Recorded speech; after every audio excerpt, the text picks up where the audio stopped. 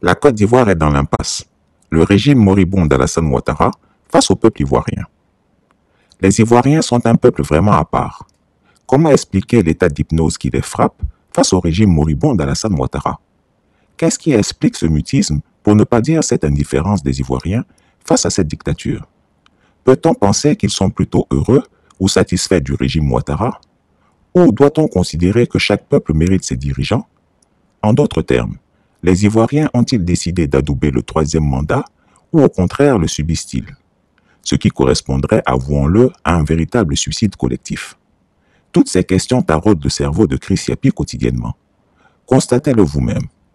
Rarement un peuple n'a été dans des conditions aussi favorables pour réussir sa révolution et se libérer du joug et de l'oppression d'une dictature qui plus est clanique et isolée au sommet de l'État.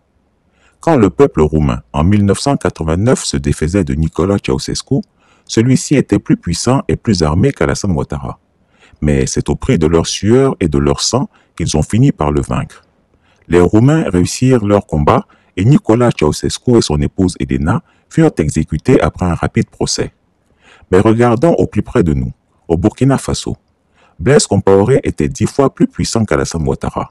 Qui ne se souvient pas de la force de frappe qu'était le RSP, le régiment de sécurité présidentielle, qui n'était pas sans rappeler la fameuse DSP de Mobutu Sese Seko au Zaïre.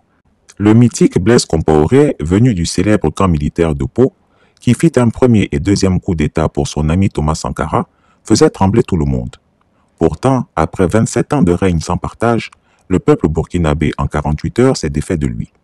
Alors pourquoi les Ivoiriens demeurent amorphes face à Alassane Ouattara? Jetons un regard rapide sur la réalité des rapports de force du dictateur ivoirien.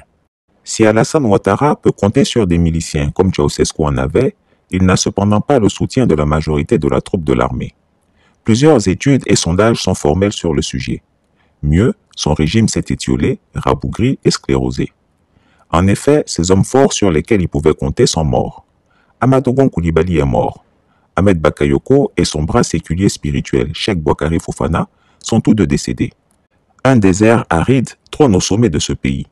Lui-même, l'autocrate revendiqué, est frappé par la maladie. L'État ivoirien est décadent. Toutes les institutions ne fonctionnent plus, Dieu les ayant frappés de sa malédiction. Voyez-vous?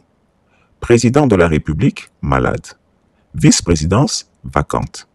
Premier ministre, inexistant et malade. Président de l'Assemblée nationale, malade d'un cancer de la prostate. Président du Sénat, malade, impotent et grabataire, surveillé comme un nourrisson par des couches. Président du Conseil constitutionnel, malade, grabataire. On peut citer à foison ces êtres fantomaux qui tiennent lieu d'officiels du régime moribond d'Alassane Dramane Ouattara. Qu'est-ce qui peut expliquer que dans ces conditions, le peuple ivoirien ne réagisse pas? Du point de vue matérialiste, il n'y a pas meilleur moment pour réussir la révolution. Le fruit est mûr, c'est maintenant qu'il faudrait le cueillir. Mais hélas, les Ivoiriens préfèrent de loin se passionner pour le lapé-lapé au lieu de se battre pour leur bonheur et celui de leur progéniture. Que s'est-il donc passé? Les Ivoiriens ont-ils entièrement perdu confiance en leur propre génie politique et ont-ils accepté de subir la perpétuité du malheur? Chaque peuple mérite-t-il vraiment ses dirigeants, comme dit le dicton? Le peuple ivoirien mérite-t-il Alassane Ouattara? That's the question. Méditons en profondeur sur ce que nous devenons. Chris Yapi ne ment pas.